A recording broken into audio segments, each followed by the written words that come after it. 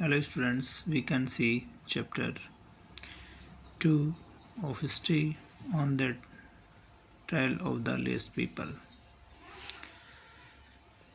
So on the trail of the earliest people, you can see here hunter-gatherers. These are early humans,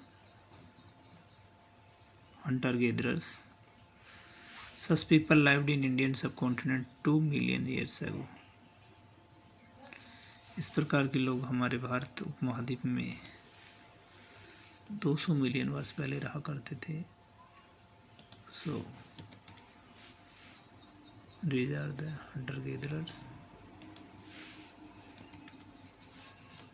Such people lived in our Indian subcontinent 200 years ago.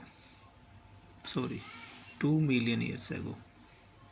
Not 200 but 2 million years ago. इस प्रकार के लोग भारत उपमहाद्वीप में रहा करते थे. फिर हमें जाना है दे हंटेड वाइल्ड एनिमल्स. दूसरा उनका एक काम था कि दे हंटेड वाइल्ड एनिमल्स. ये जंगली जानवरों का शिकार करते थे. तो ये जो hunter gatherers hunted wild animals. Third function है they caught fishes. They caught fish and birds. This is the third task. They caught fish and birds. मछली और पक्षियों को पकड़ा करते थे वो.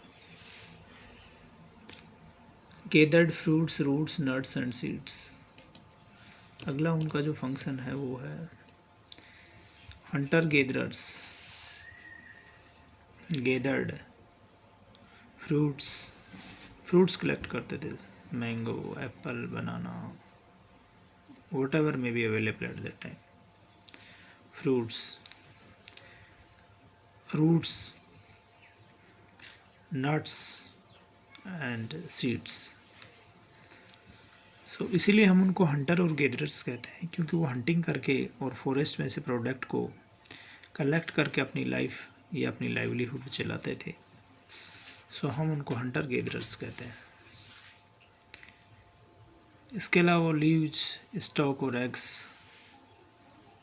का भी यूज़ करते थे. ये हमारे अर्ली ह्यूमन बींग्स हैं जो अर्ली टाइम में हमें मिले हैं.